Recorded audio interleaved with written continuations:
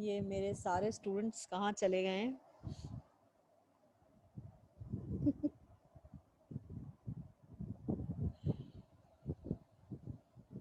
Do we have the students here?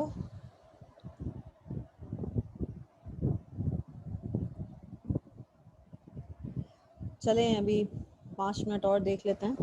Hopefully these people will be turning up. 5 minute में classes start करते हैं, ठीक है?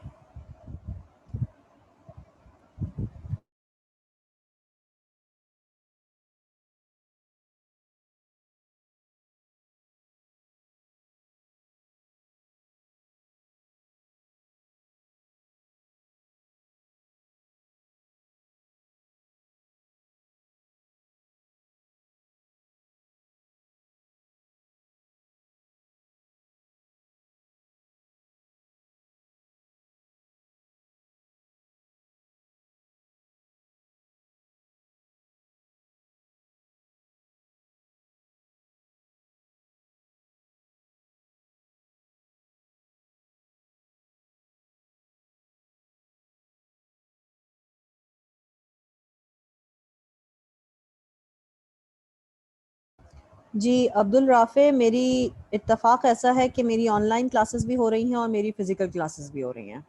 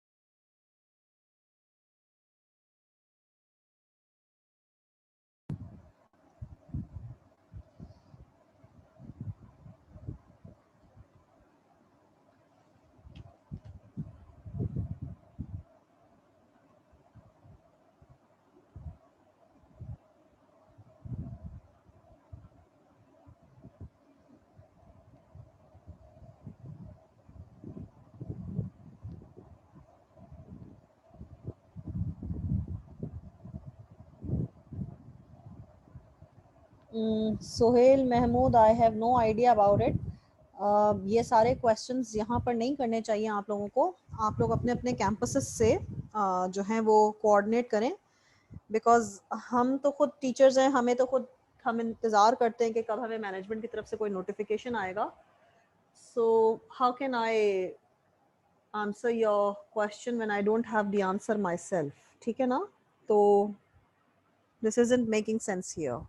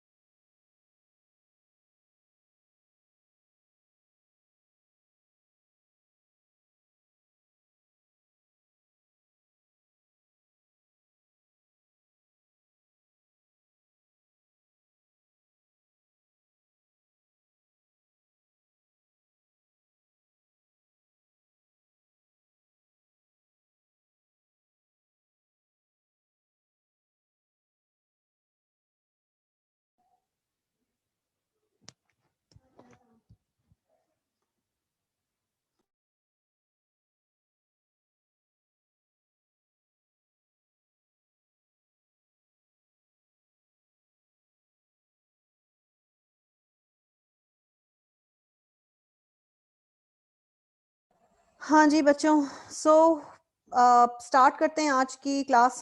मैं दोबारा से शेयर कर देती हूँ बिकॉज बीच में डिस्कनेक्टिविटी आ गई थी. So here you go, I share the slides again. ठीक है जी. अच्छा, मुझे एक चीज़ से आप लोगों से यहाँ पर बात करनी है. जितने भी स्टूडेंट्स हैं वो physical classes, of course I know, being a student हम फिज़िकल क्लासेस से ज़्यादा मुतमईन होते हैं. मैं समझ सकती हूँ, इसमें कोई डिबेट करने की कोई गुंजाइश नहीं है. I agree. And I am a person जो कि बहुत हमेशा ब्लंट और सच बोलने की आदत है मुझे, तो मुझे कोई प्रॉब्लम नहीं है, लेकिन what ever the decision is आप जितनी जल्दी कर लो जो कर लो।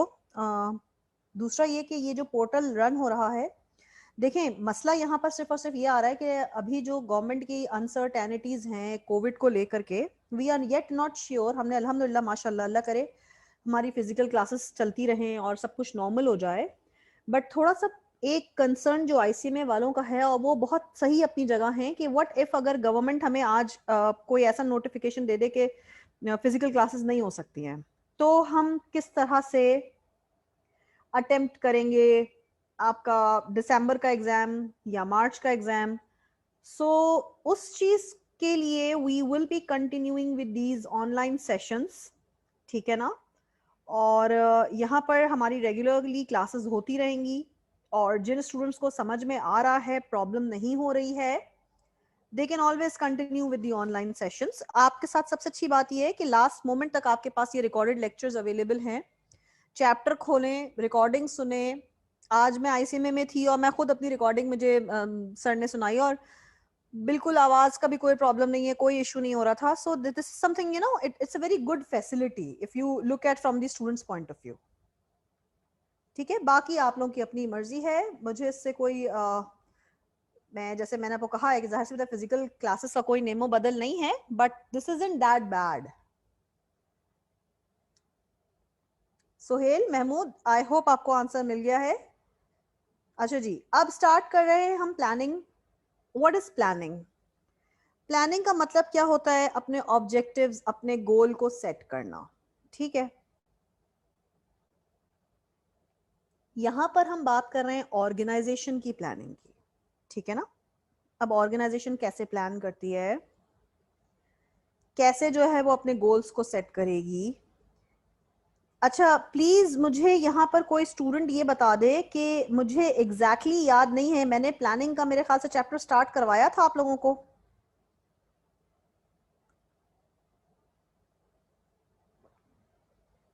मुझे स्लाइड क्यों देखी देखी लग रही है, आप लोगों को कराते हुए याद हो रहा है या किसी और स्टूडेंट का है? आई मीन किसी और जगह पर मैंने करवाया है। Goals plans, I don't know, financial goals, strategic goal, और ये मुझे लग रहा है कि ये मैंने आपको करवाया हुआ है। Long term, short term, single use plan, standing plan. Planning का चैप्टर हो चुका है क्या? मेरे ख्याल से एमबीओ से स्टार्ट करना था। If I am not wrong, मैंने आज एमबीओ से स्टार्ट करना है। एग्जैक्टली यार, तुम लोग मुझसे जितना भी झूठ बोल लो ना। कौन कह रहे नहीं? कौन? साइमा अजीम करवाया हुआ है बहन, एमबीओ से स्टार्ट करना था। यस, एमबीओ से स्टार्ट करना है। बड़ी जल्दी याद आ गया, ये मुझे याद आ गया था पहले तुम लोगों से। चलो जी स्टार्ट करते हैं। अब हम एमबीओ से स्टार्ट करने जा रहे हैं आज की क्लास, और MBO stands for management by objective, ठीक है। एमबीओ में क्या होता है कि हम गोल सेट करते हैं, और गोल सेट करने के बाद जो गोल सेट किए जाते हैं उसके अंदर हम एम्प्लॉयज को भी इन्वॉल्व रखते हैं, यानी एम्प्लॉयज और मैनेजर मिलके अपना ऑब्जेक्टिव, अपने गोल सेट करते हैं। इसमें क्या होता है, अब ये वही वाली एग्जांपल हो गई कि अगर आपके पेरेंट्स आपके लिए कोई डिसीजन लेने जा रहे हैं और आपकी भी मर्जी उस डिसीजन के अंदर शामिल की जाएगी, तो वो डिसीजन ज्यादा सक्सेसफुल होगा और आप उस डिसीजन को दिल से एक्सेप्ट करेंगे, ठीक है ना। तो जब आप किसी चीज को दिल से एक्सेप्ट करेंगे तो आप उसको अचीव करने के लिए दिलो जान भी लगा देंगे, अपनी तमाम तर कोशिशें फुलफिल करने के लिए लगा देंगे उसको। तो होता क्या है कि यहाँ पर जब मैनेजर और एम्प्लॉयज मिलके कुछ डिसीजन सेट करते हैं, कुछ गोल सेट करते हैं, तो उनको अकॉम्प्लिश करने के लिए रिव्यू किया जाता है। पीरियोडिकली रिव्यूज होते हैं। पीरियोडिकल रिव्यूज का मतलब क्या होता है, उनको मॉनिटर करने के लिए, यानी for example weekly, by monthly, एक महीने में 2 दफा, 15 दिन पे 1 दफा आपकी मीटिंग्स होती हैं। आपके पीरियोडिकली यानी एक टाइम फ्रेम सेट होता है कि इस पीरियड पे आपको रिपोर्ट करना है और इतना परसेंटेज ऑफ काम हो जाना चाहिए, ठीक है। इन चीजों के ऊपर हम रिवॉर्ड एलोकेट करते हैं कि किसकी प्रोग्रेस अच्छी होगी, जिसने अपना गोल अचीव कर लिया, जिसने अपना टारगेट अचीव कर लिया, उसको हम रिवॉर्ड्स भी देते हैं, ठीक है। और जिसने नहीं किया उसको हम पनिशमेंट तो नहीं देते हैं, लेकिन हम उसे अकाउंटेबल होल्ड करते हैं कि ऐसा क्यों हुआ।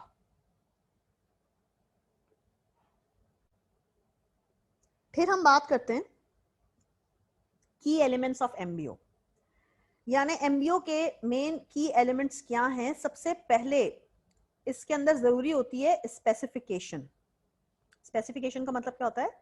आप स्पेसिफाई कर दें कि क्या क्या चीज रिक्वायर्ड है, किन चीजों के ऊपर मेरा काम मॉनिटर होगा, किन चीजों के ऊपर मेरी परफॉर्मेंस जो है वो अप्रेजल किया जाएगा, किन चीजों के ऊपर किन कैरेक्टरिस्टिक्स का मुझे जहन में रखना है। फॉर एग्जाम्पल हम अगर कुकिंग करने के लिए भी जाते हैं ना, तो उसके अंदर इंग्रेडिएंट्स रिक्वायर्ड होते हैं।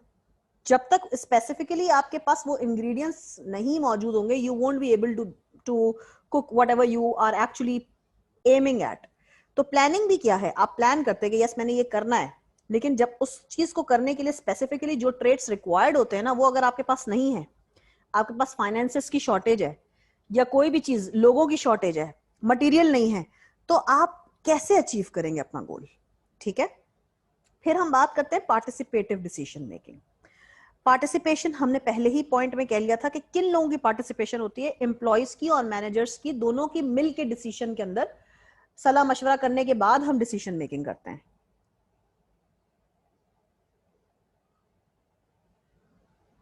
Explicit performance. अच्छा जी, यहां पर जो वर्ड एक्सप्लिसिट है, देखो मैं तुम लोगों को एक चीज और सिखा रही हूं। इसके ऊपर जाके जब आप राइट क्लिक करते हैं, मेरा अभी एक्टिवेटेड नहीं है, तो यहां पर देखें सिनोनिम्स के पॉसिबिलिटीज आ रही हैं। ठीक है, सिनोनिम का मतलब क्या होता है? सिनोनिम वो चीज होती है एक ही अल्फाज का आसान मीनिंग। ठीक है, अब जैसे एक्सप्लिसिट परफॉर्मेंस है, ये वर्ड मुझे पता है कि लोगों को ज्यादा नहीं पता होगा what do we mean by the term explicit.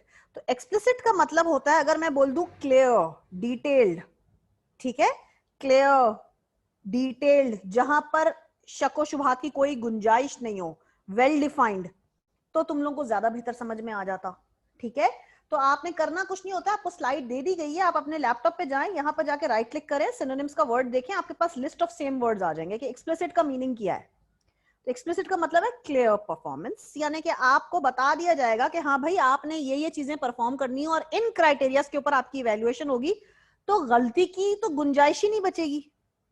Feedback is something कि आपको आपका मैनेजर बताया कि हाँ जी आपका परफॉर्मेंस कैसा था। Feedback is the reply response from the customer और from your manager about your performance. ठीक है, यहां तक किसी स्टूडेंट को कोई क्वेश्चन है?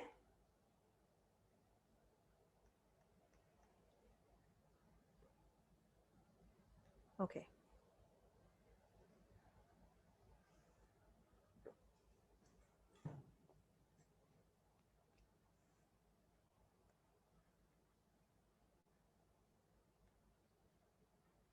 अच्छा जी, फिर इन्होंने आपको बता दिया है कि हमारे पास एमबीओ के प्रोसेस को फॉलो करने के लिए जो है वो स्टेप्स हैं। ठीक है, इन स्टेप्स में सबसे पहले हम अपने ऑब्जेक्टिव्स को, ओवरऑल मतलब पूरी ऑर्गेनाइजेशन का एक ऑब्जेक्टिव होगा ना, तमाम तो डिपार्टमेंट्स ओवरऑल काम कर रहे हैं, ओवरऑल मतलब इन टोटल, तो उनके ऑब्जेक्टिव्स और स्ट्रैटेजीज जो हैं वो फॉर्म किए जाते हैं, और फॉर्म करने के साथ साथ फॉर्मुलेट किए जाते हैं, यानी उनको इम्प्लीमेंट किया जाता है। ठीक है, कि इस फॉर्मूले के थ्रू ये चीज इतनी इंप्लीमेंट करनी है, ये चीज इतना परसेंटेज डालनी है, इस डिपार्टमेंट ने इतना परसेंटेज ऑफ परफॉर्मेंस देनी है, तो फिर उसके बाद जाके ओवरऑल ऑर्गेनाइजेशन का जो है वो गोल, ऑब्जेक्टिव जो है वो अचीव हो जाएगा। ठीक है, स्टेप नंबर 2 पे हम आते हैं। That tells you major objectives are allocated among divisional and departmental units. जैसे हमने पहले ही बता दिया कि डिविजनल मतलब region wise department, region wise division होता है, ईस्ट वेस्ट नॉर्थ साउथ, ये डिविजनल की एग्जांपल हो गई। और दूसरा डिपार्टमेंटल मतलब एचआर डिपार्टमेंट ने क्या काम करना है, सेल्स डिपार्टमेंट ने क्या काम करना है, मार्केटिंग डिपार्टमेंट ने क्या काम करना है, तो ये यूनिट्स होते हैं, फंक्शंस। ठीक है, तो divisional with respect to geographic boundary and departmental with respect to functionality. तो ये हम इन लोगों को ऑब्जेक्टिव्स एलोकेट करते हैं, और अकॉर्डिंगली उनको जितने रिसोर्सेज रिक्वायर्ड होते हैं, रिसोर्स की भी एलोकेशन होती है। ठीक है, पॉइंट नंबर 3 पे आ जाइए। यूनिट मैनेजर, यूनिट का मतलब क्या हो गया? एक फंक्शन, एक डोमेन, एक department. Unit manager collaboratively set specific objects for their units with their managers, यानी अब यूनिट मैनेजर जो है वो अपने जूनियर स्टाफ मैनेजर और वो मैनेजर अपने सबऑर्डिनेट यानी सब लोग मिलके, एम्प्लॉय जिसका गोल सेट किया जा रहा होता है ना, उसका भी मशवरा हम लेते हैं। कोलैबोरेटिवली का मतलब है मिलजुल कर, तो सब लोग मिलजुल कर जो है वो ऑब्जेक्टिव्स को सेट करते हैं। ठीक है,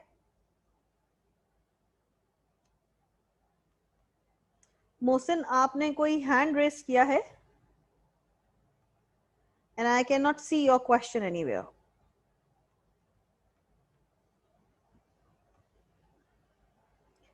अनस बिन तालिब ने भी हैंड रेस किया है। अनस और मोहसिन, आप लोग जितने भी बच्चे हैंड रेस करते हैं, I don't get this point कि आपको अभी तक समझ में नहीं क्यों नहीं आया है कि हैंड रेस करने से कुछ पता नहीं चलेगा कि आपको क्या प्रॉब्लम हो रही है। यहाँ चैट स्क्रीन के ऊपर लिख करके भेजिए। There could be the other Mohsin, क्योंकि मुझे एग्जैक्टली जब आप हैंड रेस करते हो तो मुझे आपका नाम अपीयर हो रहा होता है। दैट्स ओके, मोहसिन नकवी आप नहीं होंगे तो कोई और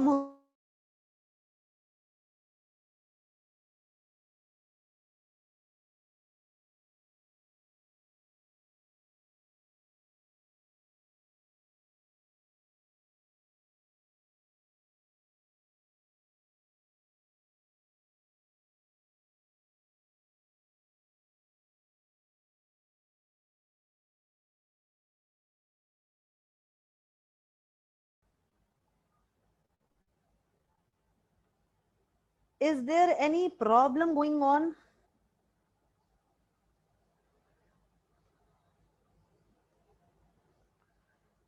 क्यों कनेक्टिविटी के अंदर issue?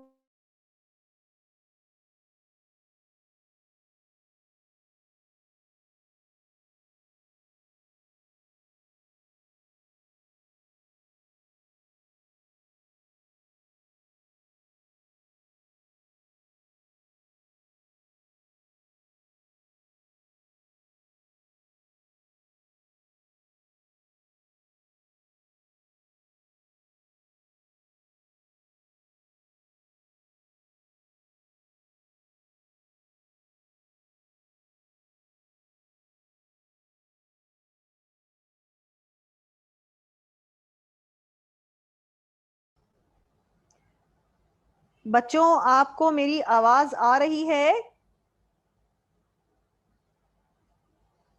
Are you all able to hear me?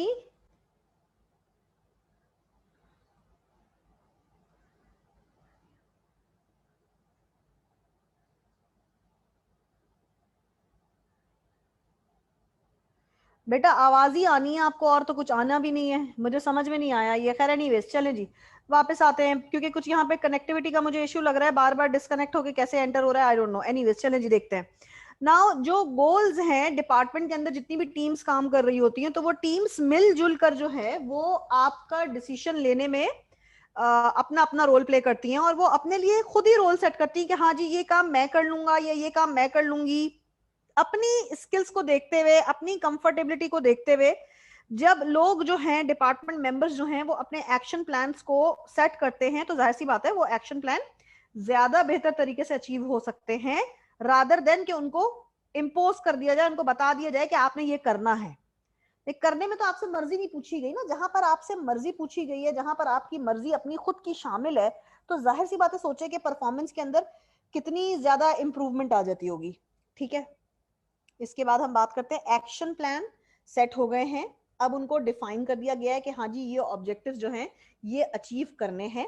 Objectives को बहुत अच्छे से डिटेल में समझा दिया गया है, और ये भी बता ये कि उनकी अग्रीमेंट यानी एम्प्लॉय की अपनी अग्रीमेंट भी शामिल है, and agreed upon bye managers and employees. दोनों ने मिलके जो है वो अग्री किया है कि हाँ ये काम हमें इसी तरीके से करना है। तो आप खुद ये सोचें कि काम कितने बेहतर तरीके से हो जाएगा।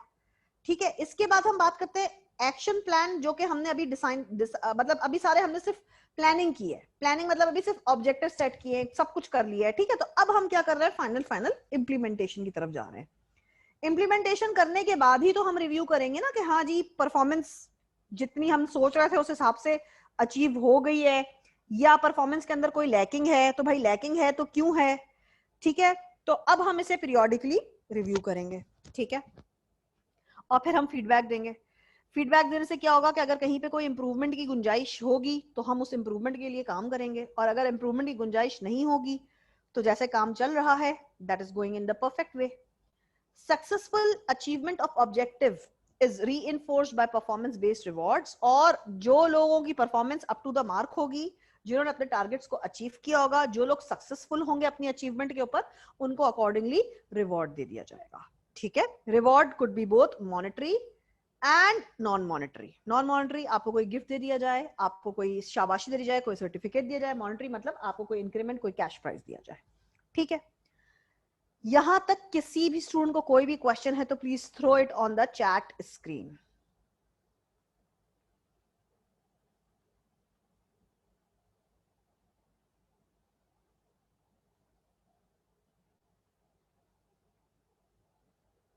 ठीक है जी. कोई सवाल?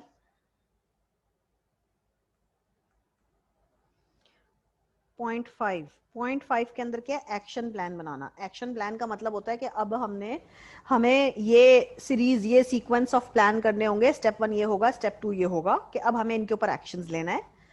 इसके अंदर हम क्या करते हैं? ऑब्जेक्टिव्स को डिफाइन करते हैं. ऑब्जेक्टिव्स को डिफाइन करने का मतलब है कि हम ये काम क्यों करने जा रहे हैं, उसको एक्सप्लेन करते हैं. और हम ये भी तय करते हैं, दोनों एम्प्लॉय और मैनेजर मिलकर तय करते हैं कि हाँ, ये काम इस तरीके से होना चाहिए. ठीक है. आगे बढ़ जाते हैं. Does MBO works? क्या एमबीओ ऑर्गेनाइजेशन के लिए फायदेमंद है? Yes. Why? Because top management भी इन्वॉल्व होती है, और वो ये जब अपने एम्प्लॉयज के अंदर एम्पावर करती है, उसके अंदर ट्रस्ट शो करती है. फॉर एग्जाम्पल, जब अम्मी अब्बू किसी भी काम में आपका मशवरा शामिल करते हैं तो आपको कैसा फील होता है? आपको खुशी होती है कि मेरे पेरेंट्स जो है मेरे ऊपर भरोसा कर रहे हैं. इसी तरीके से जब टॉप मैनेजमेंट इन्वॉल्व करती है अपने से जूनियर लोगों को किसी भी काम में मशवरा लेने में, तो उनको इंपॉर्टेंस फील होती है, उनको अच्छा फील होता है, और वो जो भी मशवरा दे रहे होते हैं वो सोच समझ के दे रहे होते हैं और for the benefit of the organisation दे रहे होते हैं. ठीक है. आगे बात करते हैं पोटेंशियल प्रॉब्लम्स विद एमबीओ. अब जहां पर इसके बहुत सारे फायदे हैं, वहां पर इसके ऑफ कोर्स हर चीज के फायदे और नुकसान होते हैं. जहां पर इसके बहुत सारे फायदे हैं, वहां पर इसके कुछ नुकसान भी हैं. अब क्या नुकसान हैं? It is not effective in dynamic environment. यानी एक एनवायरनमेंट जिसके अंदर हर वक्त चेंजेस आती रहती हैं. ठीक है. जहां पर चेंजेस की वजह से हमें हर वक्त अपने गोल्स को चेंज करना पड़ता है, रीसेट करना पड़ता है, क्योंकि एनवायरनमेंट के अंदर इतनी चेंजेस आ रही हैं. तो ऐसे एनवायरनमेंट के लिए एमबीओ सही नहीं है. ठीक है. क्योंकि हमें हर वक्त डिस्कशन करेंगे, हर वक्त एम्प्लॉय और मैनेजर डिस्कशन करेंगे, तो it is a time taking process. तो जब डायनामिक एनवायरनमेंट होता है जिसके अंदर रातों रात चेंजेस आ रही होती है, तो रातों रात हमें डिसीजंस भी लेने होते हैं. तो ऐसे जगह पर हम लोगों का मशवरा करके डिसीजन नहीं लेते. फिर टॉप मैनेजमेंट डिसीजन ले, वो ज्यादा बेहतर है, ताकि हमें डिसीजन दे दो. क्लियर है? वरना वेस्ट ऑफ टाइम हो जाएगा. ठीक है. Over emphasis on individual accomplishment may create problems with team work. अच्छा, अब टीम लोग में मेंबर्स ने, तमाम तर लोगों ने जो ना अपना अपना गोल खुद सेट किया था, लेकिन हमने उस पूरे गोल का और उस पूरे सक्सेस का दारोमदार या क्रेडिट जो है वो एक एम्प्लॉय को दे दिया. तो वो एक एम्प्लॉय तो खुश हो जाएगा, बट टीम के अंदर कॉन्फ्लिक्ट आ सकता है कि भाई हम सबने ही इस काम में अपना अपना कंट्रीब्यूशन किया था, मगर शाबाशी तो सिर्फ इसको मिली. तो यहां पर कॉन्फ्लिक्ट या रिफ्ट आने के चांसेस हो जाते हैं. एमबीओ प्रोग्राम के अंदर जब annual become program to become an annual paper work shuffle. यानी अब क्या होता है कि एमबीओ प्रोग्राम को, देखो हम कोई भी चीज प्लानिंग कर रहे होते हैं तो हम उसे डॉक्यूमेंट जरूर करते हैं. ठीक है. और डॉक्यूमेंटेशन के अंदर क्या होता है बेसिकली, अब हर चीज को डॉक्यूमेंट करना अगेन क्लटरिंग हो जाती है. क्लटरिंग का मतलब क्या होता है? चीजें इधर उधर हो जाती हैं. पेपर अगर एक आंख इधर उधर हो गया, गायब हो गया, तो यहां पर भी प्रॉब्लम्स आ रही होती हैं. ठीक है. सबसे पहले अब हम बात करते हैं कि what do we mean by the term well written goals. ठीक है. वेल रिटन गोल्स किस चीज को कहा जाता है? वेल रिटन गोल्स इन चीजों को कहा जाता है जहां पर गोल्स को बहुत अच्छी तरह से ऑर्गेनाइज होकर के और आउटकम के ऊपर फोकस करते हुए हम ये गोल सेट करते हैं. हम सिर्फ एक्शंस को फोकस नहीं कर रहे होते हैं. हम ये कह रहे हैं कि ये काम हम करने जा रहे हैं, कौन ये काम करेगा, कैसे करेगा, हमारा कंसर्न नहीं होता है। हमें ये देखना होता है कि उस काम से ऑर्गेनाइजेशन को क्या फायदा होता है, what is the benefit organisation is getting. ठीक है, we are outcome focused and not action focused. ठीक है, इसके बाद हम बात करते हैं मेजरेबल एंड क्वांटिफाइबल। मेजरेबल का मतलब ही आपको हम पहले भी बता चुके हैं कि यहां पर हम आउटकम को मेजर कर सकते हैं कि कितना परसेंट जो काम करना था वो हमने अचीव किया, और अगर डेविएशन आई तो कितने परसेंटेज से डेविएशन आई, how much things which were expected from us we have done, और डिविएशन मतलब जो हमसे डिजायर्ड था वो अगर हम नहीं कर सके तो कितना परसेंटेज से डिफरेंस आया। ठीक है, और इसके बाद हम ये कहते हैं कि यहां पर देखो गोल्स हमेशा स्मार्ट, अगर तुम लोग देखो तो स्मार्ट की बात हो रही है, ये स्पेसिफिक है, मेजरेबल है, और फिर यहां पर वो कह रहा है clear as time frame. Clear as to time frame मतलब कब तक, how long you are suppose to make this deadline meet, deadline कब तक की है, एक हफ्ते में काम कंप्लीट करना है, 200 प्रोडक्ट्स हमें मैन्युफैक्चर करने हैं 3 दिन के अंदर, तो टाइम फ्रेम यहां पर मीट करना, डेडलाइन को मीट करना बहुत जरूरी है, टाइम बाउंड। फिर हम बात करते हैं अटेनेबल, चैलेंजिंग भी हो, कुछ नया हो, लेकिन उस नए को अचीव करना पॉसिबल हो, तभी मोटिवेशन रहेगी, otherwise frustration and demotivation employees के बीच में हो जाएगी। लो गोल्स का मतलब क्या होता है कि व्हेन आप रिपीटेडली अपना वही काम कर रहे हैं रोज रोज, तो आप डिमोटिवेटेड हो जाते हैं कि ये कोई उसके अंदर आपको नई नई चीज नहीं है ना, इंसान उकता जाता है। ठीक है, रिटन डाउन का मतलब क्या है, डिफाइंड हो, विजिबल हो, लिख दें गोल्स को लिख के लिखें, राइट डाउन करें ऑर्गेनाइज्ड वे में, ताकि उनको अचीव जब आप करते जाएं तो आप अपनी चेक लिस्ट को मेंटेन करें। इसके अंदर मेंटेन करना, मेजर करने में बहुत आसानी हो जाएगी। और अगर गोल्स आपने लिख के खाली अपनी तकिया के नीचे रख लिया टॉप मैनेजमेंट ने, तो कोई फायदा ही नहीं ना, उसको सबको बताएं, communicate it to all necessary organisation members जिनको अपना कॉन्ट्रीब्यूशन देना है in order to achieve that goal. आपने गोल सेट कर लिया और आपने उनको बताया तक नहीं कि उनको क्या चीज अचीव करनी है, उनको क्या काम करना है, तो फिर वो काम कैसे करेंगे। ठीक है, तो put everyone on the same page is very necessary so that they can put in their effort accordingly. यहां पर अगर इस स्लाइड पे किसी स्टूडेंट को कोई भी क्वेश्चन है तो please ask me now.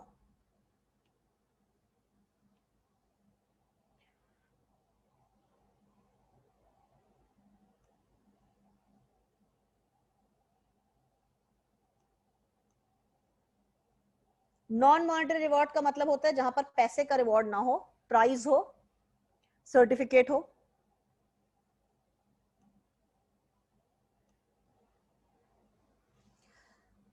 Now there are steps which you need to keep in mind when you're setting goals. Organisation के मिशन स्टेटमेंट को जहन में रखें।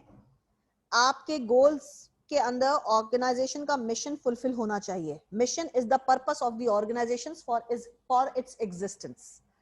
You should always have that in mind. Evaluate available resources. ठीक है, आपको ये check करना है कि आपने ओके तो कर दिया कि हाँ ये काम हो जाएगा, आपके पास उस काम को कंप्लीट करने के लिए एनफ एम्पल रिसोर्सेज भी अवेलेबल हैं या नहीं। ठीक है, गोल्स को आप इंडिविजुअली भी और दूसरे लोगों के साथ भी डिटरमाइन करें, फाइंड आउट करें। आप ये चेक करें कि हाँ जी जो स्पेसिफिकली मेरा काम था वो कर लिया गया है, कितना परसेंटेज काम हो गया है, मेजर करें, टाइम देखें कितना रह गया है। तो आप ये अपना अपना इंडिविजुअल भी करें और टीम के अंदर रहते हुए भी करें, ताकि आप लोगों को ये भी पता हो कि टीम का अगर कोई मेंबर ज्यादा पीछे चल रहा है तो सब लोग मिलके उसको हेल्प आउट करें। ठीक है, write down the goals and communicate them. सबको एक पेज पे लेके चलें। एक पेज पे लेके चलने के लिए आप गोल्स को कहीं पे लिखें और लिखने के बाद आप सबको बताएं कि हाँ ये हमारा अगले क्वार्टर का गोल है, ये हमारा टारगेट है। जब आप टारगेट लोगों को बताएंगे only then they will be able to achieve it, otherwise they will never be able to achieve their targets. इसके बाद आप रिजल्ट को रिव्यू करें और गोल्स अगर नहीं आप मीट कर सके that is okay, try to figure out the reason के अगर मेरा ये गोल था तो ये मैं अचीव क्यों नहीं कर सका, ताकि आप चेंजेस अगर रिक्वायर्ड हैं ऊपर किसी भी चीज के अंदर, मिशन के अंदर, रिसोर्सेस के अंदर, गोल सेटिंग के अंदर, तो आप वो चेंजेस अकॉर्डिंगली कर सकें। ठीक है, फिर हम बात करते हैं जब हम प्लान डेवलप कर रहे होते हैं तो there are some contingency factors.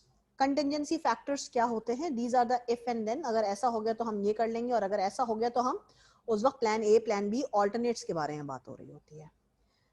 Managers level in organisation, of course आपको ये पता होना चाहिए कि मैनेजर जो है वो हायर लेवल पे भी मौजूद हैं, आपके लोअर लेवल ऑपरेशन के ऊपर भी मौजूद हैं, जिनको हम कह रहे होते हैं फर्स्ट लाइन मैनेजर।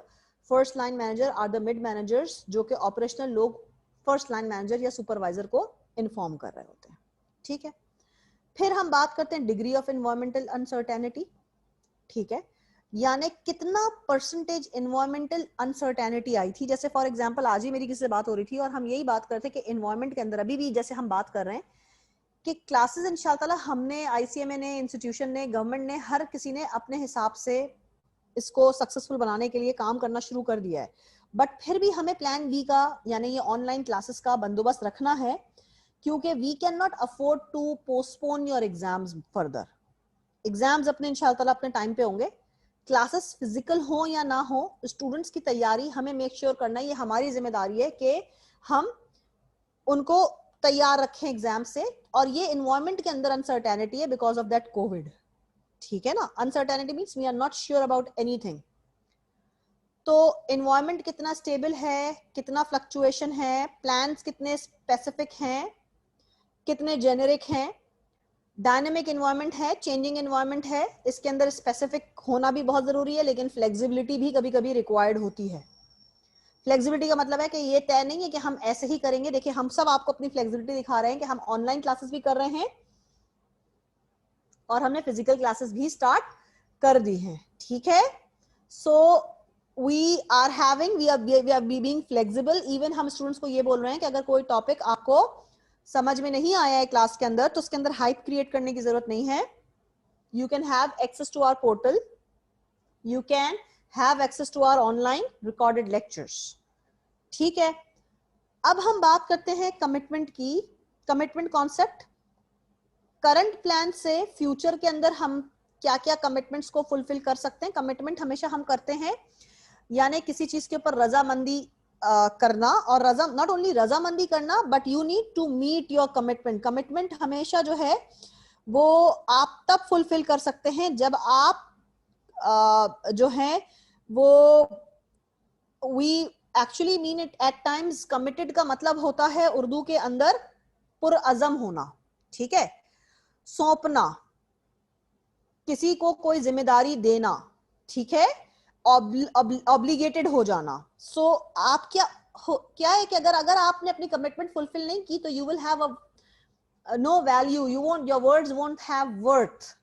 ठीक है, सो हमें लॉन्ग टर्म कमिटमेंट्स के लिए शॉर्ट टर्म गोल्स के ऊपर काम करना, फुलफिल करना, कंसिस्टेंसी शो करना, परसिस्टेंट रहना, ये सारे वर्ड कमिटमेंट से जुड़े हुए होते हैं। ठीक है, you can never fulfil your commitment if you are not persistent. मतलब आप कायम और दायम नहीं अपनी बात पे, आप फ्लक्चुएट कर रहे हैं, आप अपना काम परफॉर्म नहीं कर रहे हैं, आप कंसिस्टेंट नहीं है एक जैसा अच्छी रोजाना आप काम करें 8 घंटे। ये नहीं है कि आप जो है वो एक दिन जो है 2 घंटे काम कर रहे हैं और बाकी दिन जो है 10 घंटे काम कर रहे हैं, तो इसका मतलब है कंसिस्टेंट नहीं है आप। ठीक है, इसके बारे में हम बहुत दफा बात कर चुके हैं। Hierarchy of organisation, top level होती है, मिड लेवल होती है और फर्स्ट लेवल लाइन मैनेजर होता है, जो कि ऑपरेशन लेवल का एक लेवल अप होता है। ठीक है, इनके अंदर स्ट्रेटेजिक प्लानिंग की भी जरूरत है और ऑपरेशनल प्लानिंग की भी जरूरत है। देखिए स्ट्रेटेजिक प्लानिंग की जरूरत सबसे ज्यादा टॉप लेवल के ऊपर है। देखिए यहाँ पे the level of people who are in the top management are having the maximum type of strategic planning. Strategic planning का मतलब है long term planning. अच्छा, mid level को देखो, now these are the people who are actually on the mid level of both. mid level के अंदर आपके पास operational staff को ज्यादा हैंडल करवाने की नौयत होनी चाहिए रादर देन द, तो मिड मैनेजर के पास दोनों चीजें जो है वो ज्यादा है। ठीक है, लेकिन टॉप एग्जीक्यूटिव्स के पास आपका ऑपरेशनल लेवल के लोगों के ऊपर कंट्रोल के नीचे लेवल पे क्या काम हो रहा है ये इन्फॉर्मेशन कम होगी, बट स्ट्रेटेजिक प्लानिंग इनके पास ज्यादा होगी। लाइकवाइज इनके पास ऑपरेशनल लेवल के पास, देखें ऑपरेशनल लेवल टेक्निकल स्किल्स ज्यादा होंगी रादर देन स्ट्रेटेजिक या conceptual skills. Is it all clear to every student here?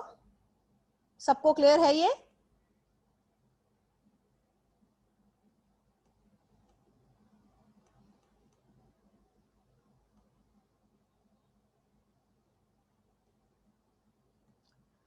अच्छा जी, आगे बढ़ते हैं। जब हम now there are approaches, few approaches for planning. सबसे पहले establishing a formal planning department. एक डिपार्टमेंट कायम कर देते हैं जिसका काम ही होगा प्लान करना। ये मैनेजर्स को हेल्प करेगा कि वो ऑर्गेनाइजेशंस के प्लान किस तरीके से राइट डाउन करें, and this will be carrying some specialist people, special task force people, specially skilful people who will be actually being the part of the planning department only. Planning basically management का function है, हम पहले भी पढ़ चुके हैं, आज भी मैं ये काम करवा के आ रही हूँ। प्लानिंग मैनेजमेंट का फंक्शन है। मैनेजमेंट के 4 फंक्शन होते हैं, POLC। Planning is the first function which is to set objectives. It should never become a sole responsibility of a planner. सिर्फ एक प्लानर इन्वॉल्व नहीं होता, सिर्फ एक इंसान को हम पूरी प्लानिंग की रिस्पॉन्सिबिलिटी नहीं दे सकते हैं, ठीक है। प्लानिंग के अंदर बहुत सारे लोग इन्वॉल्व होते हैं। Involving organisational members in the process, और हम ऑर्गेनाइजेशन के डिफरेंट लेवल के लोगों को, टॉप या मिड लेवल से हम लोगों को लेते हैं और हम उनको भी इन्वॉल्व रखते हैं इन द प्लानिंग प्रोसेस, ताकि वो हेल्पफुल होंगे अपनी प्लानिंग को अपने टीम्स मेंबर्स, अपने डिपार्टमेंट के अंदर कोऑर्डिनेट करने में, ठीक है। इन्होंने यहाँ पे यही बात की, organisation unit at various levels, that is at the mid level. Strategic पे तो ऑलरेडी जाहिर सी बात है लोग इन्वॉल्व हैं ही हैं, और जाहिर सी बात है वो चीजें किससे करवाएंगे, वो ऑपरेशनल लेवल पे लोगों से करवाएंगे, तो उनको भी आपकी प्लानिंग के बारे में कोऑर्डिनेशन में रखा जाए, उनको भी इन्फॉर्म्ड रखा जाए, ठीक है। फिर हम बात करते हैं प्लानिंग, इतने सारे फायदे हो रहे हैं तो जाहिर सी बात है हम पहले ही बात कर चुके हैं, कुछ क्रिटिसिज्म भी होगा, कुछ जो है इश्यूज भी होंगे, कुछ चैलेंजेस भी फेस करना होगा, ठीक है। प्लानिंग में क्रिएट रिजिडिटी, प्लान फिक्स होगा, रिजिड हो गया, आप फिक्स है, फ्लेक्सिबल नहीं हो सकते। Plans can not be developed for dynamic environment. Dynamic environment मतलब चेंजिंग एनवायरनमेंट। चेंजिंग एनवायरनमेंट मतलब अब देखो भाई, फॉर एग्जांपल अगर आप ये नोट करें, आप मॉल, किसी भी मॉल में जाएं, सना संविदा पे 60% की सेल लगी हुई है, दुनिया के स्टोर्स के ऊपर, आउटलेट्स के ऊपर सेल लगा दी गई है। आपको कुछ अंदाजा भी है कि कितना लॉस इन लोगों को हुआ होगा? We can not even imagine about it, ठीक है, we can not even imagine about it. So the thing is, dynamic मतलब चेंजिंग एनवायरनमेंट, तो चेंजिंग एनवायरनमेंट में कोई भी चीज फिक्स नहीं हो सकती। Formal plans can not replace intuitions and creativity. Plan एक चीज है, ठीक है, लेकिन लोग क्रिएटिव भी तो होते हैं, नया तो कुछ करना है। इंट्यूशन मेरी छठी हिस्स कह रही है, आप प्लान को फॉलो करूं या अपनी इंट्यूशन को फॉलो करूं, अपने जहन को, अपनी क्रिएटिविटी को फॉलो करूं। तो प्लान्स कभी कभी हिंड्रेंस हो जाते हैं with your intuition and creativeness. वो क्या कहते हैं, नहीं मेरे प्लान में तो ये है ही नहीं, अब अचानक से ऑल ऑफ अ सडन मुझे ये ख्याल आ गया कि मैं ऐसा कर लूं, कुछ नया कर लूं, तो अब ये तो प्लान तो था ही नहीं, ठीक है। Planning focuses managers attention on today's competition, not tomorrow's survival. आज का तो हम सोच रहे होते हैं प्लान के अंदर, हम कल कैसे सर्वाइव करेंगे इसका प्लानिंग में नहीं होता है। तो बेसिकली यहाँ पर होता यह है कि हम सब कुछ आज अचीव करने में जब आप पूरी अटेंशन डाल देते हैं तो कल का तो हम सोच ही नहीं रहे होते हैं। तो आज तो हमारा बहुत अच्छा हो जाएगा, मगर कल का क्या होगा ये हमें नहीं पता होता। Formal planning reinforces today's success which may lead to tomorrow's failure। आज की कामयाबी कभी कभी कल के फेल होने की रीजन, वजह भी बन जाती है, ठीक है। Just planning isn't enough, planning को इम्प्लीमेंट करना is little challenging, ठीक है, it's little tricky।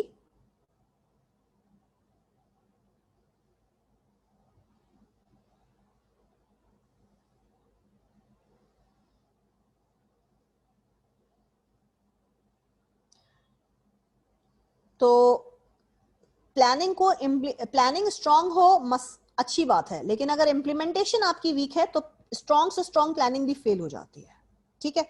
इस स्लाइड को एक दफा स्किम कर लो, अगर किसी भी स्टूडेंट को कोई भी क्वेश्चन है तो please you can throw the question on the chat screen.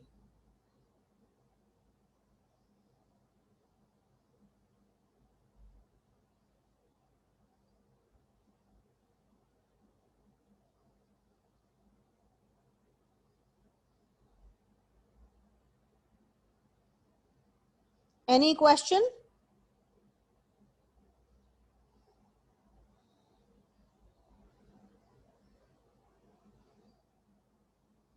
अच्छा, एक सवाल आया है, अभी देखते हैं।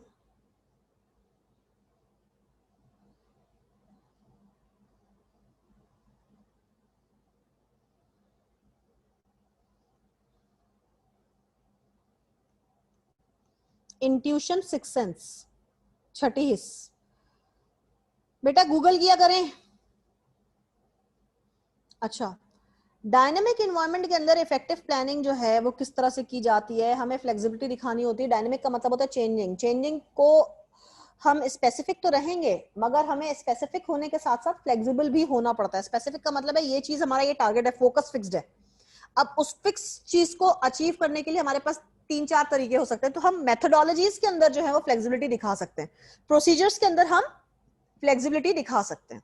ठीक है, understand, the planning is an on going process. Planning एक दफा नहीं होती है, ये होती रहती है। और जब जब होती रहती है तो जाहिर सी बात है चेंजेस भी आती रहती हैं। Change plans when conditions warn. अच्छा देखो, जब कंडीशन जो है वो आपके जो है वो वार्निंग अलार्मिंग हो जाए, सो आपको अपनी प्लानिंग अकॉर्डिंगली जो है वो चेंज करनी पड़ जाती है। ठीक है, मैंने आपको पहले ही बोला था, कमिटमेंट एक ऐसा वर्ड है जिसके अंदर परसिस्टेंस, परसिस्टेंस के साथ कंसिस्टेंसी, दोनों चीजें बहुत जरूरी हैं।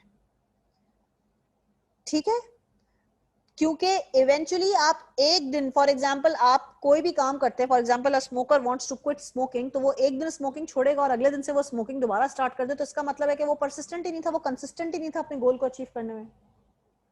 एक दिन डाइट कर रहे हैं, दूसरे दिन से फिर मिठाइयां खा रहे हैं, नहीं जी। कोई भी काम, मुश्किल काम करने के लिए, अचीव करने के लिए आपको persistence and commitment and consistency show करनी पड़ती है। ठीक है, फ्लैटन दी ऑर्गेनाइजेशन हायरार्की, मतलब फ्लैट स्ट्रक्चर, एक लेवल के ऊपर लोग हो, ज्यादा टॉल स्ट्रक्चर ना हो। इससे क्या होता है, प्लानिंग की जो स्किल्स हैं वो ऑर्गेनाइजेशन के हर लेवल पे होते हैं। यानी एक लेवल, मिड लेवल अगर इन्वॉल्व है तो मिड एंड ऑपरेशनल स्टाफ के लोग ही काम कर लेंगे, तो हायरार्की बहुत ज्यादा टॉल नहीं होगी। ठीक है, and these are the terms which you should know. अगर किसी स्टूडेंट को इसमें कोई भी क्वेश्चन है तो अभी पूछ लो, क्योंकि अब मैं दूसरा चैप्टर स्टार्ट करने जा रही हूँ। एमबीओ उस दिन थोड़ा लंबा था तो मैंने आज के लिए छोड़ दिया था, अदरवाइज उस दिन भी ये हो जाता। कंप्लीट तो नहीं हो पाता, जाहिर सी बात है, लेकिन अगर if you have any question you can throw the question right now.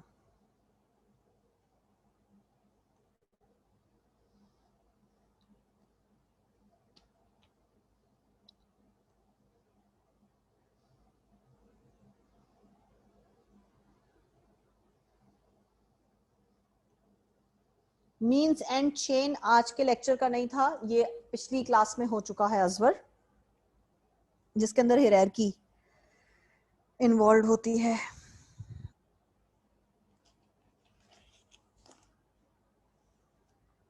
किसी स्टूडेंट को कोई सवाल?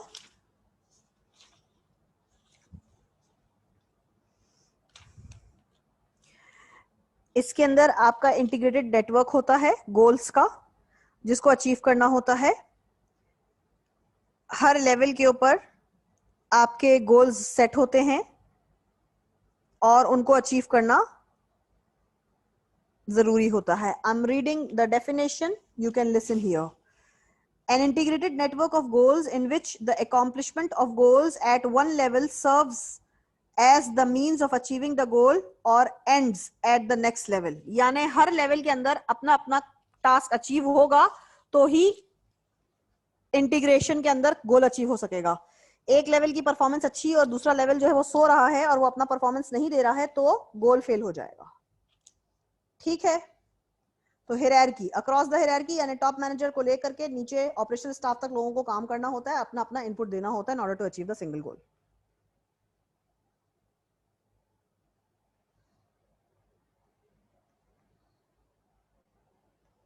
ओके, ठीक है जी। अब मैं नया चैप्टर स्टार्ट करने जा रही हूं, यहां से इसको बंद करते हैं।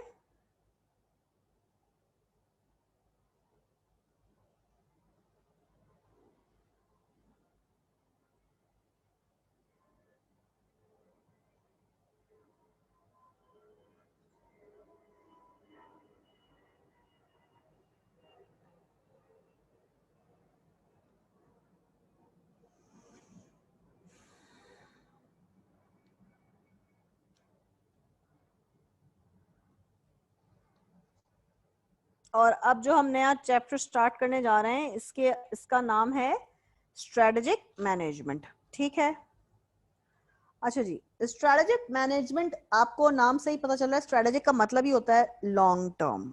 ठीक है, स्ट्रेटेजिक मैनेजमेंट का मतलब ही होता है लॉन्ग टर्म स्ट्रेटजीज फॉर्म करना।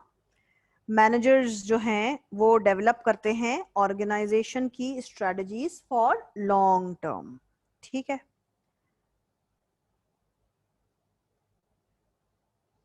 Can you all see the slide here? ठीक है जी, सबसे पहले strategic management, managers to do and develop an organisation strategies. जब स्ट्रेटजीज का वर्ड आ गया तो उसको भी डिफाइन कर दो। The decisions and actions in the long run are known as strategies. The decisions and actions to be taken in the long run are known as strategies. ठीक है, बिजनेस मॉडल होता है, बिजनेस मॉडल जो है वो strategic design होता है। Strategic मतलब लॉन्ग टर्म के लिए डिजाइन होता है। हम रोजाना अपनी एक्टिविटीज को, अपने प्रोसेसेस को चेंज नहीं करते हैं, ये एक दफा डिजाइन हो जाता है और उसी को हम उसी तरीके से फॉर्मेट को रखते हुए, रूल्स को, रेगुलेशंस को, पॉलिसीज को देखते हुए हम उसे फॉलो करते हैं।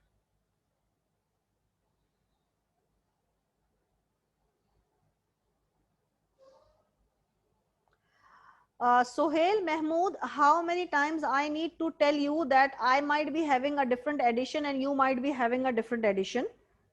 And irrespective अगर हमारा एडिशन भी सेम है तो मेरे पास इंडियन ऑथर का हो सकता है, आपके पास जो है वो लोकल पायरेटेड वर्जन हो सकता है। So asking the page number is never advisable. Look at the book table of content, check, क्योंकि मेरे पास यही आपके पास स्लाइड के अंदर according to the 10th edition this is chapter 8, मेरी बुक के अंदर ये चैप्टर 9 है, आपकी बुक के अंदर हो सकता है चैप्टर 10 हो। Do I need to repeat myself always? Mohammad Naeem and Sohail Mahmood,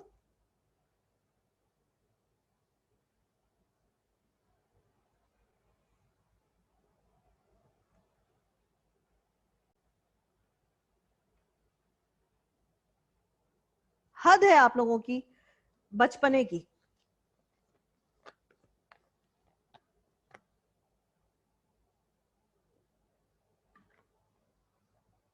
table of content निकालें, उसके अंदर स्ट्रेटेजिक मैनेजमेंट देखिए किस पेज से स्टार्ट हो रहा है, उस पेज को खोल लीजिए।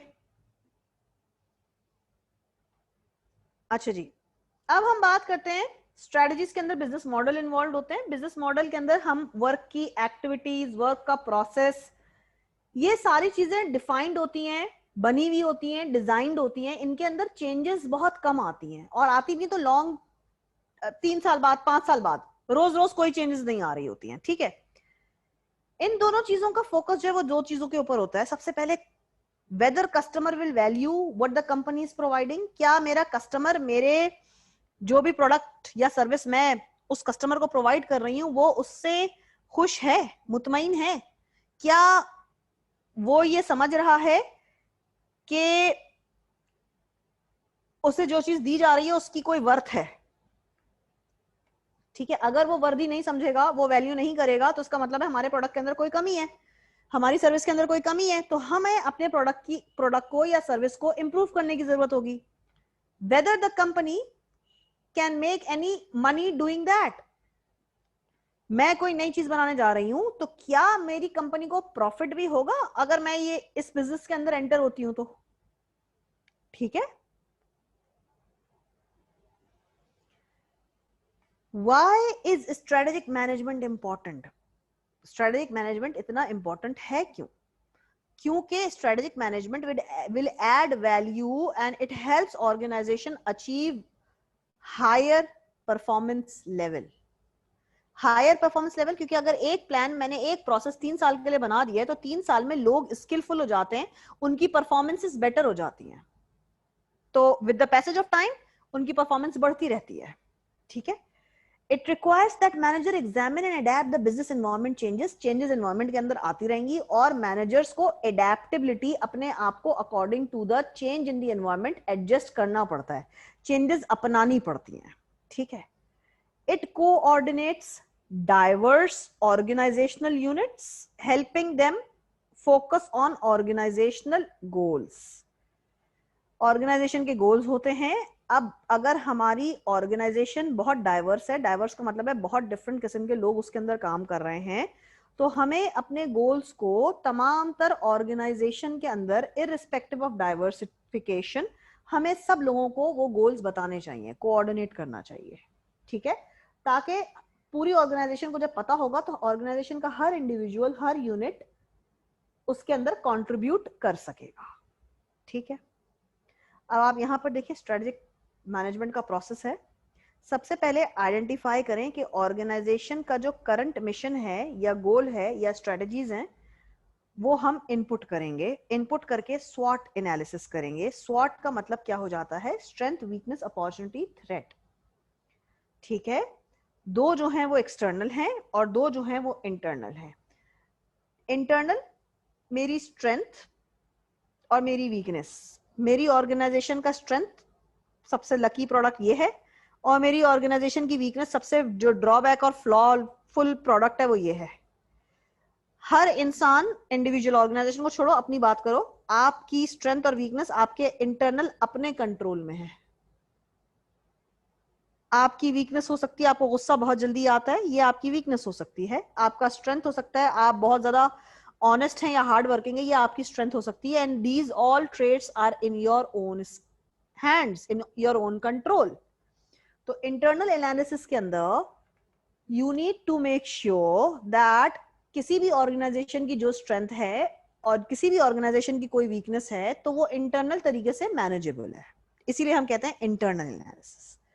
एक्सटर्नल एनालिसिस के अंदर आते हैं। एक्सटर्नल एनालिसिस के अंदर now this is we are talking about environment, जिसके अंदर कंपैरेटर्स भी आएंगे, थ्रेट्स भी आएगा, अपॉर्चुनिटीज भी आएंगी।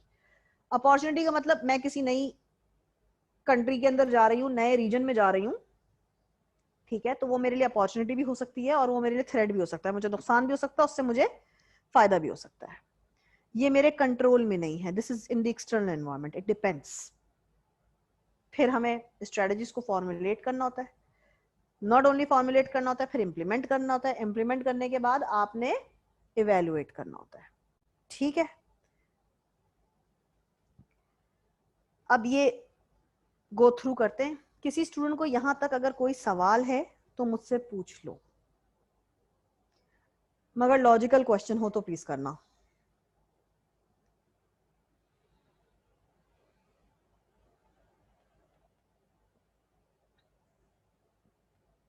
Alright, identifying the organisation current mission, goals and strategies. यानी अभी जो हमारा मिशन है वो क्या है, हमारे गोल्स हैं वो क्या है, और हमारी स्ट्रेटजीज, प्लानिंग जो उन गोल्स को अचीव करने के लिए हैं वो क्या है। मिशन, मिशन क्या है? ये स्टेटमेंट होता है जो कि किसी भी ऑर्गेनाइजेशन का पर्पस डिफाइन करता है। What is the purpose of my existence, the scope of my product और सर्विस, ठीक है। What is the purpose of my this organisations existence, whatever, if it's a product based organization or it's a service oriented thing, ठीक है। goals, the foundation of your future planning. Goals are always measurable and they have some targets. Targets होंगे तो उसको achieve किया या नहीं किया तो मेजरेबल होगा, ठीक है। Goals are always measurable targets. External analysis के अंदर आपका फोकस होता है अपॉर्चुनिटी और थ्रेट पे। इंटरनल एनालिसिस के अंदर आपका फोकस होता है आपकी स्ट्रेंथ और वीकनेस पे, ठीक है। उसके बाद आप फॉर्मुलेट करते हैं, डेवलप करते हैं, इवेलुएट करते हैं, ऑल्टरनेटिव्स को कंपेयर करते हैं और जो सबसे ज्यादा अप्रोप्रिएट स्ट्रेटजी थी उसको पिक करते हैं, जिसके सबसे ज्यादा बेनिफिट्स होते हैं, एडवांटेजेस होते हैं, उसको पिक करते हैं among the different alternatives you have. Organisation की स्ट्रेंथ, और स्ट्रेंथ से हम अपॉर्चुनिटी विन करते हैं और वीकनेस से हम थ्रेट को करेक्ट करते हैं। हम अपनी वीकनेस को करेक्ट करते हैं अकॉर्डिंग टू द कंपैरेटर, और हम ऑर्गेनाइजेशन के अंदर अपॉर्चुनिटी अपनी स्ट्रेंथ से क्रिएट करते हैं, ठीक है। यहां तक किसी स्टूडेंट को कोई question?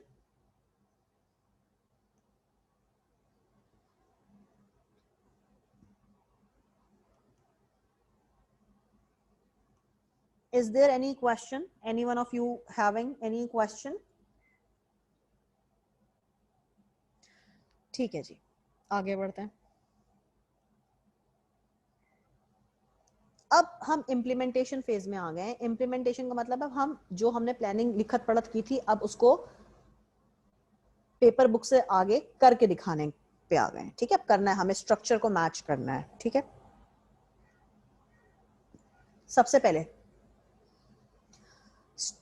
we need to effectively find the fitting organization structure and activities to the environment. सबसे पहले environment को देखते हुए हमें best fit ढूंढना है. Best fit between the organization structure, कि हमारा organization structure ये है, इतने लोग हमारे पास हैं, इतने हमारे पास departments हैं, और फिर हम accordingly उन activities को डिजाइन करेंगे कि ये डिपार्टमेंट ये काम करेगा, ये डिपार्टमेंट ये काम करेगा, इस डिपार्टमेंट के अंदर ये बंदा जो है ना वो ये काम बहुत अच्छे तरीके से कर सकता है. So we will be actually making a best fit. ठीक है. Environment dictates the chosen strategy. Environment के अंदर चेंजेस आ रही हैं. अब अगर हमने कोई स्ट्रेटेजी, पहले हम समझ रहे थे कि बेस्ट स्ट्रेटेजी है, फॉर एग्जांपल कह लीजिए अचानक से बारिश हो जाती है, अचानक से लोड शेडिंग हो जाती है. अभी जैसे फॉर एग्जांपल मेरा ये 3G और मेरा ये लैपटॉप की बैटरी चल रही है, जैसे ही इलेक्ट्रिसिटी आएगी तो ये चार्जिंग के ऊपर जाएगा और मेरी कनेक्टिविटी के अंदर जो है वो ये ओप्पो नहीं नजर आएगा, मेरा जो DSL है वो ऑन हो जाएगा, wifi. So this is what you always have to have. अब इन्वायरमेंट के अंदर चेंज आ रही है. अगर आप ये देख रहे हैं कि आजकल हम सबके यहाँ कराची के अंदर, पूरे कराची के अंदर, across Karachi load shedding unidentified timings के ऊपर बेइंतहा हो रही है बिकॉज ऑफ द लैकेज और शॉर्टेज ऑफ गैस, जो कि हमारे पास मैसेज भी आ रहा था इलेक्ट्रिक से. सो अब हमें ऑल्टरनेट्स के ऊपर जाना पड़ता है. ठीक है. सो बेसिकली इन्वायरमेंट डिक्टेट्स अ चोजन स्ट्रेटजी. तो कभी कभी इन्वायरमेंट के अंदर, इन्वायरमेंट के ऊपर तो हमारा भी कोई कंट्रोल नहीं ना, क्योंकि एक्सटर्नल है, और वो डिक्टेट करता है कि हमारी जो स्ट्रेटजी हमने पिक की वो सही है या हमें किसी और स्ट्रेटजी को ऑप्ट करना चाहिए. ठीक है, कि वो दूसरी जो स्ट्रेटजी है वो ज्यादा बेहतर मैच कर रही है अकॉर्डिंग टू द रिक्वायरमेंट और सिचुएशन. ठीक है. फिर हम बात करते हैं, इवेलुएट करते हैं रिजल्ट को, कि जो स्ट्रेटजी हमने पिक की थी वो सबसे अच्छी थी या कोई एडजस्टमेंट कहीं पे रिक्वायर्ड है, कोई चेंजेस रिक्वायर्ड हैं. ठीक है. यहां तक किसी स्टूडेंट को कोई भी सवाल है तो प्लीज बेटा चैट स्क्रीन पे प्लीज दे दीजिए.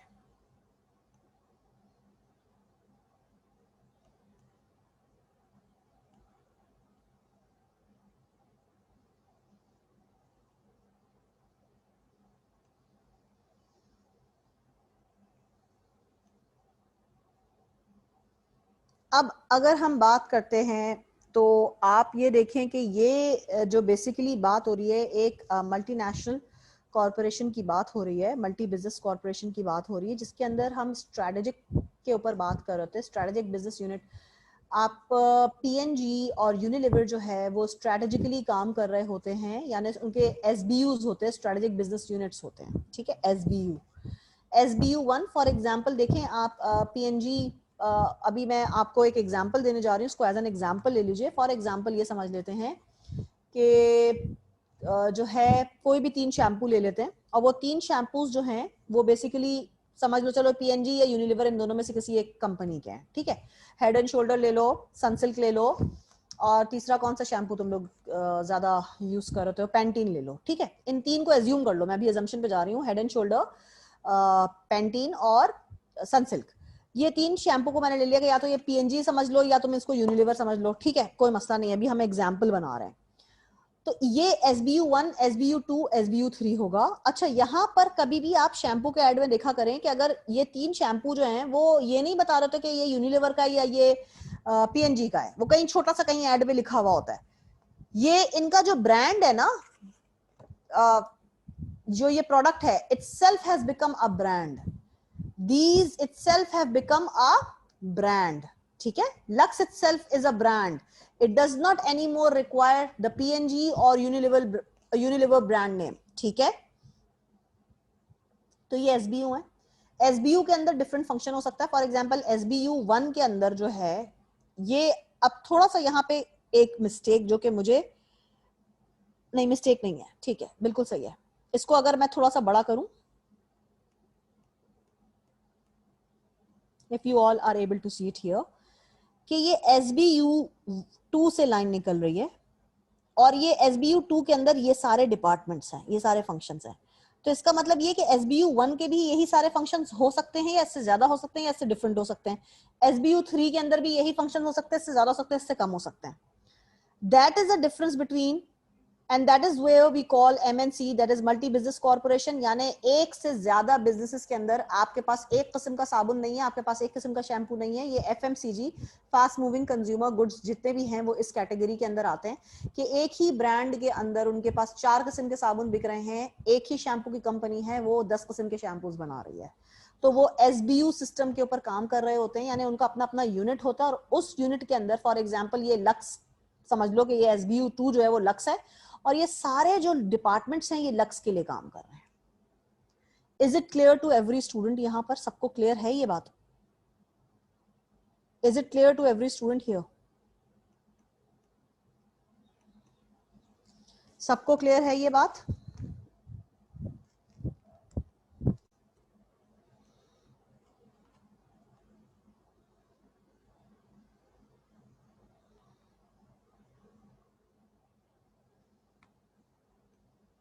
गुड।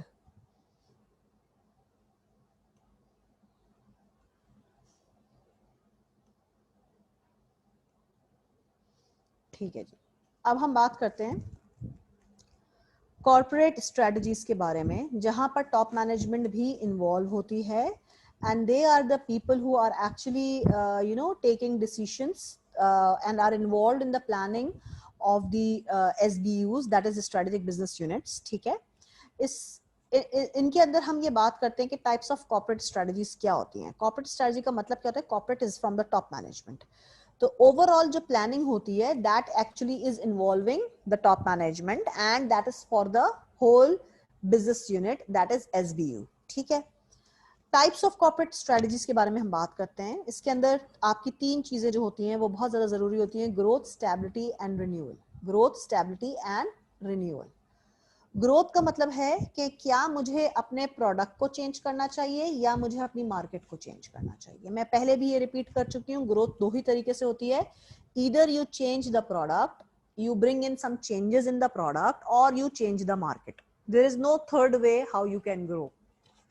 ठीक है, स्टेबिलिटी, स्टेबिलिटी का मतलब है कि जो आपका स्टेटस को है उसको मेंटेन करना, कि हाँ जी ये स्टेबल है, ये मेंटेन करना कि ये चीज हमारे जितने भी आपके ये SBUs काम कर रहे हैं, लक्स को देख लीजिए, उसने अपने स्टैंडर्ड को मेंटेन किया है। ठीक है, उसने अपने मार्केट शेयर को मेंटेन किया है, उसकी क्वालिटी मेंटेन्ड है, कोई चेंजेस नहीं है। ठीक है, रिन्यूअल मीन्स क्या होता है? Examination of organisation weakness that are leading to performance decline if there are some declines। for example, आपका जो एक प्रोडक्ट था रेक्सोना, आई गेस रेक्सोना था सोप, ठीक है, उसके अंदर हमने ये देखा है कि there are some declines, there are some declines, डेक्लाइंस थी, तो उसको हमने रिन्यू किया, क्या हमने चेंज किया, उसकी वीकनेस जो थी उसको ओवरकम करने की कोशिश की। ठीक है, तो हमने ऐसा कुछ भी नहीं किया, और आई बिलीव कि रेक्सोना को किसी और कंपनी ने बाय किया था इनिशियली, वो लक्स ग्रीन करके कलर में आ गया था, लक्स ने बाय कर लिया था, and then I don't know, I don't see no longer Rexona. ठीक है, अच्छा, अब ग्रोथ स्ट्रेटजी के अंदर क्या होता है? हम ऑर्गेनाइजेशन के बिजनेस को बढ़ाने की बात कर रहे होते हैं, और हम एक्सपेंशन में जब भी जा रहे होते हैं, there are 2 ways to expand, that is या तो प्रोडक्ट या तो market. Types of growth strategies, concentrate करना, कंसंट्रेशन का मतलब होता है कि किसी चीज की थिकनेस को बढ़ाना, थिकनेस को बढ़ाना। Vertical integration, horizontal integration. Vertical integration के अंदर क्या होता है? वर्टिकल के अंदर अपवर्ड एंड डाउनवर्ड दोनों आ जाता है, एंड हॉरिजॉन्टल के अंदर वी ऑल नो, हम लैटरल इंटीग्रेशन के ऊपर बात करते हैं, हम जहां हैं उसी के अंदर कुछ चेंजेस लेकर के आए। ठीक है,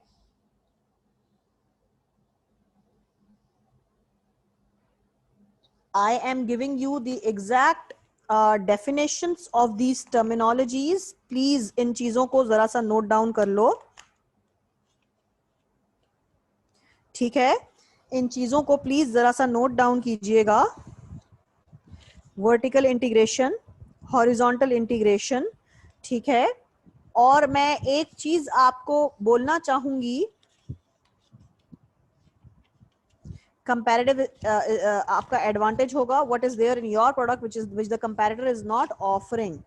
अच्छा, रिन्यूअल स्ट्रेटजी आपको पता चल गई है। इसके बाद देन या I want a bit of your time here, and there is a BCG matrix if I am not wrong. I just wanted to, मैं पहले भी ये चीज देखी कि बीसीजी मैट्रिक्स मुझे कहीं पे नजर आ जाए। Yes, good, excellent.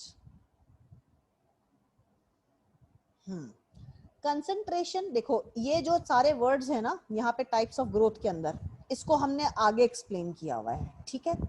सबसे पहले आ जाओ कंसंट्रेशन के अंदर। कंसंट्रेशन का मतलब क्या है कि प्राइमरी बिजनेस लाइन जो है वो हम बढ़ा रहे हैं with the number of products offered और मार्केट सर्व्ड। यहाँ पर हम प्रोडक्ट लाइन को बढ़ा रहे हैं, कंसंट्रेट कर रहे हैं, बढ़ा रहे हैं जो प्राइमरी लाइन ऑफ प्रोडक्ट है। फॉर एग्जाम्पल एफएमसीजी के अंदर fast moving consumer good, fast moving consumer good के अंदर कंजम्पशन के, डेली कंजम्पशन के, जो डेली रूटीन के अंदर आप प्रोडक्ट्स यूज करते हैं। फॉर एग्जाम्पल लक्स के अंदर वो लक्स ही रहे, लक्स के अंदर आपका लिक्विड सोप आ गया, लक्स के अंदर आपका बॉडी वॉश आ गया, तो लक्स मार्केट चेंज नहीं हुई है, प्रोडक्ट के अंदर हमने मजीद वेराइटी ले आए हैं। Is it clear? Is it clear to every student? Concentration सबको क्लियर है? बेटा ये कॉन्सेप्ट आपको बहुत, SBU1 SBU2 के अंदर भी ये चीजें होंगी। मुझे समझ में नहीं आ रहा मोहम्मद नईम, आप सो के उठ रहे हो या अल्लाह बेहतर जानते हैं क्या प्रॉब्लम है। SBU1 SBU2 के अंदर भी चीजें होंगी,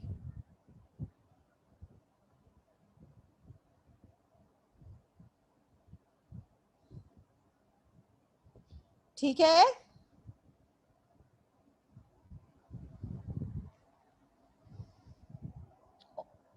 वो इतनी जगह वहां पे नहीं थी कि वो SBU1 भी ड्रॉ करके बताएं, SBU2 भी बताएं, तो उन्होंने SBU3 भी बताएं, तो उन्होंने आपको 2 में से बता दिया कि इतना लाइन खींच दिया उन्होंने, ठीक है।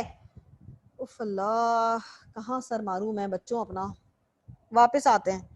कंसंट्रेशन सबको क्लियर है कि आप प्रोडक्ट लाइन के अंदर चेंजेस लेके आ रहे हैं, प्रोडक्ट ऑफर के अंदर इंक्रीज कर रहे हैं, बढ़ा रहे हैं प्रोडक्ट लाइन को। वर्टिकल इंटीग्रेशन के अंदर दो चीजें आती हैं, backward integration and forward, backward vertical and forward vertical integration. Vertical backward के अंदर, अब आप एक कोई दूध की कंपनी है जो कहती है कि हम अपना दूध, हमारा अपना जो है वो फार्म है, डेयरी फार्म है, यानी उन्होंने रॉ मटेरियल, बैकवर्ड का मतलब क्या होता है, इनपुट प्रोसेस आउटपुट, तो वो प्रोसेस से पहले वो कहते हैं हमारा इनपुट भी हमारा अपना है, रॉ मटेरियल भी हम अपना खुद प्रोड्यूस कर रहे हैं। They become the self supplier of the raw material, that is milk in this case, ठीक है। यहां पे किसी स्टूडेंट को कोई सवाल, any question if you have?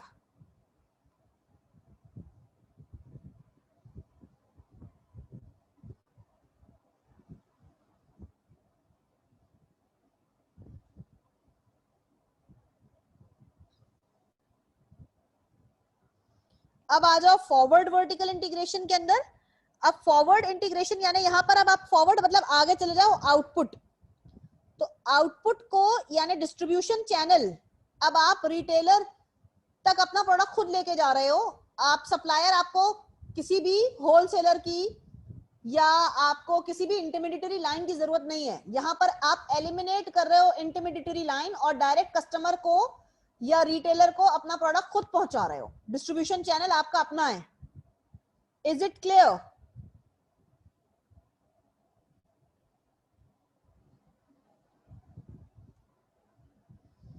Is it clear? Backward vertical integration, यहां पर बैकवर्ड मतलब आप इनपुट के ऊपर जा रहे हो, इनपुट क्या था, रॉ मटेरियल, तो आप खुद सेल्फ सप्लायर बन गए हो। फॉरवर्ड वर्टिकल इंटीग्रेशन के अंदर फॉरवर्ड क्या होता है, आउटपुट, अब आउटपुट आपने प्रोडक्ट बना दिया है, अब ये रिटेलर तक या कस्टमर तक कौन लेके जाएगा, तो आप अपना डिस्ट्रीब्यूशन चैनल खुद क्रिएट कर रहे हो। Is it clear? I am not getting replies. All right, good.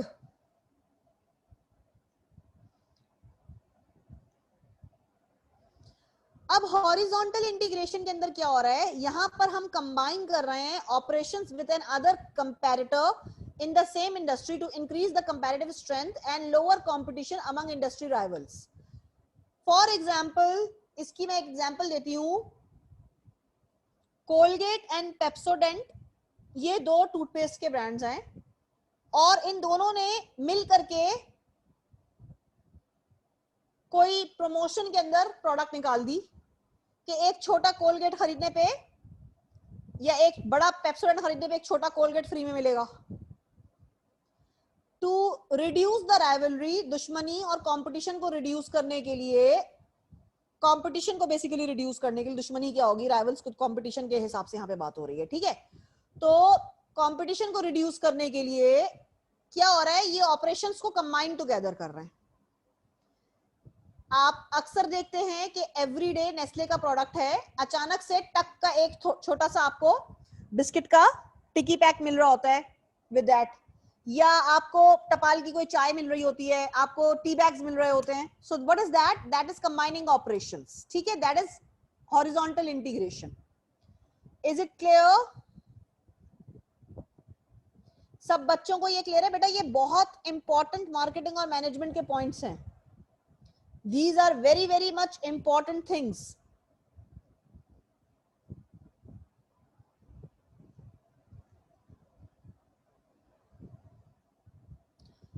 Related diversification.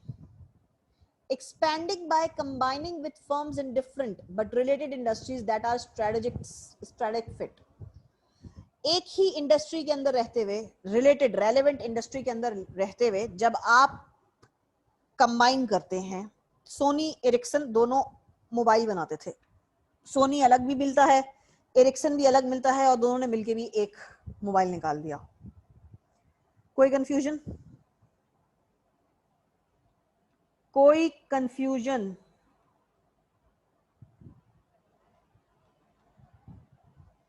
ठीक है जी।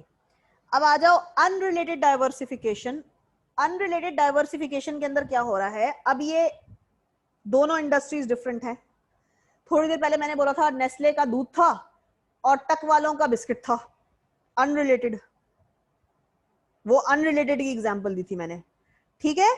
तो हॉरिजॉन्टल इंटीग्रेशन के अंदर दो टाइप की चीजें मजीद हैं, दैट इज रिलेटेड डाइवर्सिफिकेशन और अनरिलेटेड डाइवर्सिफिकेशन। रिलेटेड के अंदर दो एक जैसी, एक ही इंडस्ट्री के अंदर लोग जब डाइवर्सिफिकेशन में जाते हैं, और अनरिलेटेड के अंदर जब लोग अलग अलग डाइवर्सिफिकेशन में जाते हैं।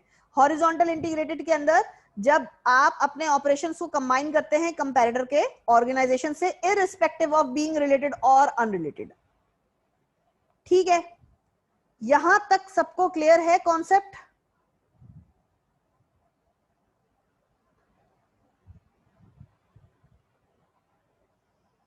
यहां तक सबको कॉन्सेप्ट क्लियर है बच्चों?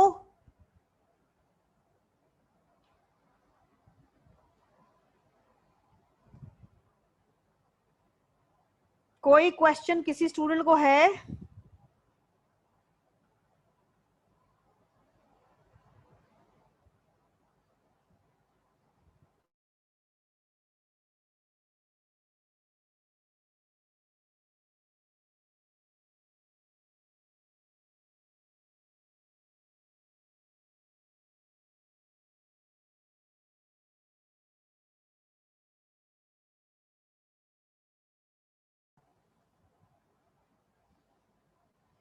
Any question if you have?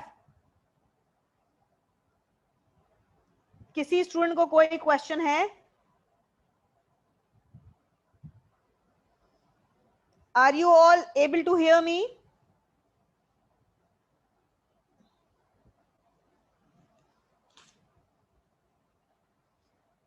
अच्छा जी, यहां पे देखो ये जो कॉन्सेप्ट है ना, क्लियर है मैम? ये बेटा मैं यहीं पे रोकूंगी, मैं आगे लेके नहीं जाऊंगी। मैं रिपीट कर रही हूं, वर्टिकल के अंदर फॉरवर्ड एंड बैकवर्ड, दोनों वर्टिकल के अंदर दोनों चीजें क्लियर हैं। बैकवर्ड के अंदर यानी रॉ मटेरियल आपने अपना खुद बना लिया, फॉरवर्ड के अंदर डिस्ट्रीब्यूशन लाइन, मटेरियल तैयार हो गया, वो कस्टमर या रिटेलर तक कैसे पहुंचे, तो डिस्ट्रीब्यूशन चैनल भी आपने अपने खुद बना लिए। फिर आता है हॉरिजॉन्टल इंटीग्रेशन। हॉरिजॉन्टल इंटीग्रेशन का मतलब है आप कंपैरेटर के साथ ऑपरेशन को कंबाइन कर रहे हैं, कंपैरेटर के साथ ऑपरेशन कंबाइन कर रहे हैं, फॉर एग्जांपल सोनी इरिक्सन यहाँ पे भी लग सकता है, सोनी एक अलग कंपनी है, इरिक्सन एक अलग कंपनी, दोनों ने मिलकर ऑपरेशन बनाए और सोनी इरिक्सन भी चल पड़ा। रिलेटेड डाइवर्सिफिकेशन के अंदर भी सोनी इरिक्सन की एग्जांपल आ जाएगी, क्योंकि ये लोग रिलेटेड इंडस्ट्री से, दोनों मोबाइल कंपनीज या टेक्नोलॉजिकल कंपनीज थी। अनरिलेटेड के अंदर मैंने तुम्हें एग्जांपल दे दिया, एक दूध के साथ बिस्किट मिल रहा है, तो बिस्किट का और दूध का कोई रिलेशनशिप नहीं है, हाँ ईडेबल आइटम्स हैं। अब चलो ठीक है, ये भी रिलेटेड के अंदर आ गया। अब क्या मैं दे दूं कि मैंने दूध के साथ जो है वो क्या बना दिया है, परफ्यूम का एक बॉटल दे दिया है। अब दोनों ईडेबल नहीं है, अलग अलग इंडस्ट्रीज हैं, ठीक है। कोई कंफ्यूजन यहां पर किसी स्टूडेंट को, तो बेटा यहां पर मुझसे क्वेश्चन कर लीजिए, क्योंकि ये चीजें बहुत इंपॉर्टेंट हैं, कॉन्सेप्ट क्लियर रखो। बिल्कुल असफर, मैं अजवर यहीं पे रोकना है मैंने, आज के लिए इतना ही काफी है, तो I won't be going any forward. But problem यह है कि अगर तुम लोगों को कोई सवाल आ रहा है तो बेटा मुझसे कर लो।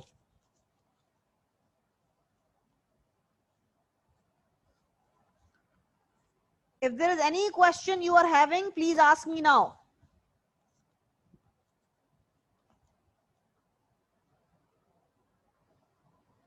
स्लाइड को एक दफा स्क्रॉल कर लीजिए, किसी भी स्लाइड पे इस नए चैप्टर के कहीं पर भी कोई सवाल है मुझसे पूछ लीजिए।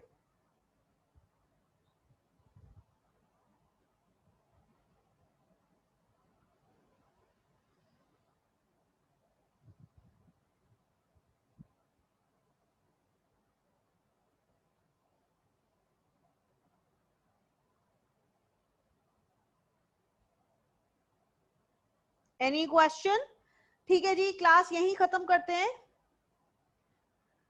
यार ये Kindle e books I don't want to, alright Amazon के अंदर डाला हुआ होगा मैंने कोई। अच्छा चलें जी, ठीक है, मेरे ख्याल से यहीं पर अभी आज की क्लास का इख्तिताम करते हैं, ठीक है। इसको यहां तक अच्छे से कॉन्सेप्ट क्लियर कर लीजिएगा, ताकि आगे जब हम एसबीयू की बात करें तो आप लोगों को सारी चीजें क्लियर हो, ठीक है। फिर इंशाल्लाह कल मुलाकात होती है, ख्याल रखिएगा अपना, अल्लाह हाफिज।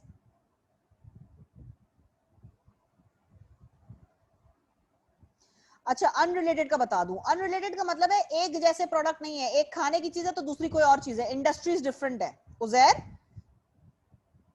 अनरिलेटेड के अंदर they are different industries but they are, देखें यहां पे क्या लिखा है, growing by combining with firms unrelated industries where higher financial returns are possible.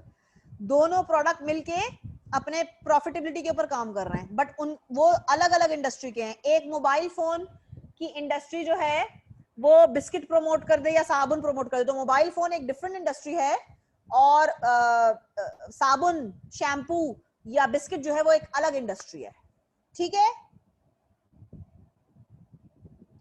Clear है बेटा? उजैर क्लियर है बेटा?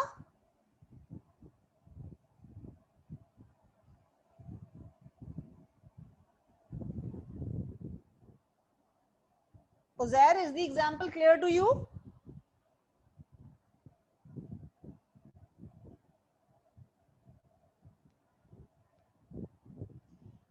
ठीक है जी, अब कल मुलाकात होती है इंशाल्लाह ताला हमारी, और ख्याल रखिएगा, चलते हैं, ठीक है, अल्लाह हाफिज।